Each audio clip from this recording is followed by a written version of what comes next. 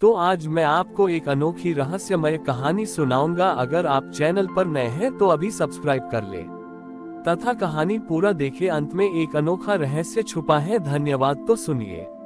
बहुत समय पहले की बात है। एक गांव में ईशान नाम का एक बालक रहता था। ईशान के माता पिता बहुत निर्धन थे और शमशान के पास एक छोटी सी कुटिया में रहते थे। गांव के बच्चे ईशान के साथ नहीं खेलते थे क्योंकि वह शमशान की राख भस्म के बीच पला बड़ा था।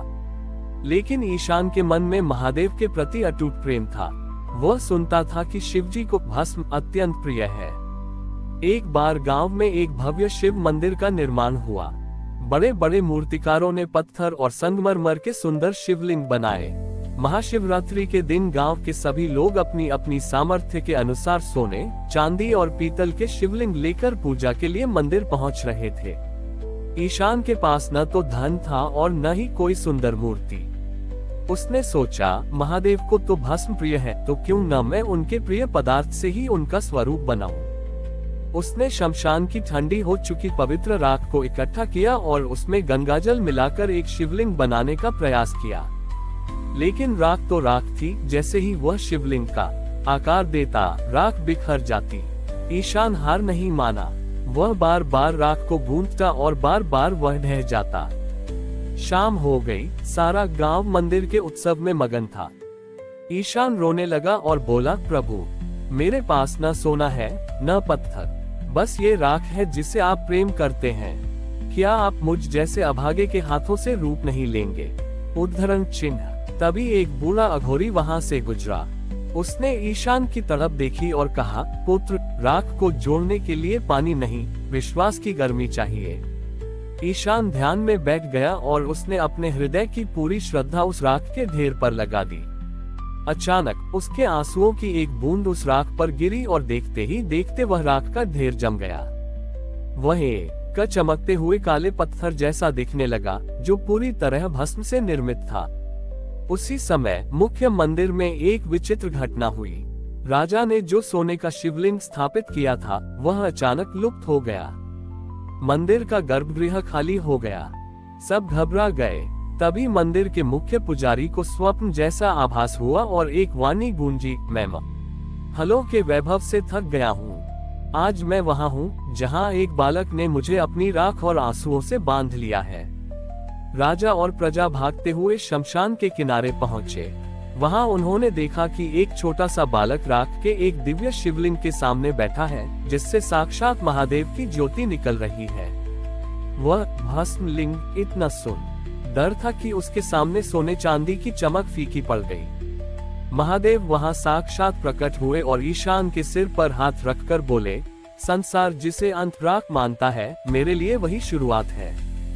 जो शून्य से मुझे गढ़ता है, मैं उसके हृदय में सदा के लिए स्थिर हो जाता हूँ। उस दिन के बाद उस स्थान पर भस्मेश्वर महादेव का मंदिर बना, जहाँ आज भी किसी धातु की नहीं बल्कि केवल भस्म की पूजा होती है। ईशान द्वारा निर्मित वह भस्म लिंग अब उस शमशान की राख से निकलकर पूरे राज्य की श्रद्धा का केंद्र बन गया था। लेकिन महादेव की लीला अभी और भी गहरी होनी थी। भस्मेश्वर महादेव के मंदिर की ख्याति सुनकर पड़ोसी राज्य का एक अहंकारी तांत्रिक, जिसका नाम कालभैरव छद नाम था, वहां पहुंचा। वह अपनी सिद्धियों के बल पर देवताओं को वश में करने का दावा करता था। उसने जब देखा कि एक बालक के बनाए राख के शिवलिंग की इतनी पूजा हो रही है तो उसका अहंकार जाग उठा। उसने चुनौती दी, ये शिवलिंग केवल मिट्टी और राख का ढेर है।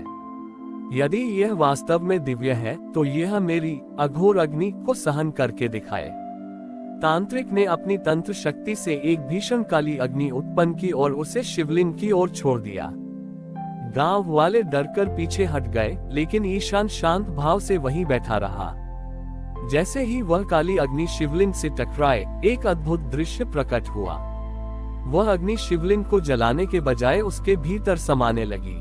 शिवलिंग का रंग राख जैसा धूसर ग्रे होने के बजाय दहकते हुए अंगारे की तरह लाल हो गया। तभी ईशान के भीतर से एक ऐसी वाणी निकली जो उसकी अपनी नहीं थी। महादेव ने ईशान के माध्यम से कहा, कालभैरव, तू जिस अग्नि से डराना चाहता है वह मेरा ही स्वरूप है। राख को जलाने वाली अग्नि तो बहुत देखी होगी, पर क्या कभी उस अग्नि को देखा है जो राख से जन्म लेती है? उद्धरण चिन्ह। अचानक उस लाल दहकते शिवलिंग से करोड़ों स्फुलिंग चिनारियां निकलने लगी। वे चिनारियां तांत्रिक के चारों ओर एक घेरा बना ली। तांत्रिक ने भागने की कोशिश की, पर वह स्थिर हो गया। उसे अपनी आंखों के सामने अपने जीवन के वे सारे पाप दिखने लगे जो उसने अपनी शक्तियों के अहंकार में किए थे। उसका अहंकार उस दिव्य ताप में पिघलने लगा। वह पसीने पसीने होकर शिवलिंग के चरणों में गिर पड़ा। उसने रोते हुए कहा, प्रभु, मैंने भस्म को अंत समझा था, पर यह तो आपके अनंत होने का प्रमाण है। मुझे क्षमा करें। उसी क्षण वह लाल दहकता हुआ शिवलिंग फिर से शांत होकर शीतल भस्म में बदल गया। महादेव ने तांत्रिक को आदेश दिया, आज से तू अपनी शक्तियों का प्रयोग विनाश के लिए नहीं, बल्कि उन लोगों की सेवा के लिए करेगा जिनका इस संसार में कोई नहीं है। भस्म ये सिखाती है कि अंत में सबको एक समान मिट्टी में मिलना है। फिर अहंकार कैसा? ईशान ने उस दिन एक नई बात सीखी। भस्म केवल त्याग का प्रतीक नहीं है, बल्कि वह उस परम शांति का प्रतीक है जो सब कुछ जल जाने के बाद बचती है।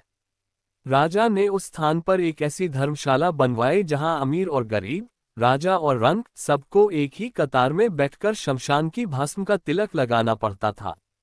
वह स्थान ये संदेश देने लगा कि महादेव के दरबार में न कोई छोटा है न बड़ा, वहां केवल वही पूर्ण है जो शून्य राख होने का साहस रखता है। हमारी और भी आध्यात्मिक एवं अनोखी कहानियां देखने के लिए हमारे चैनल पर जाएं तथा धार्मिक एवं पौराणिक अनोखी कहानियां हमारे चैनल पर है। कृपया जाके देखें तथा हमारे चैनल को सब्सक्राइब करके रखें और वीडियो लाइक जरूर करें। धन्यवाद।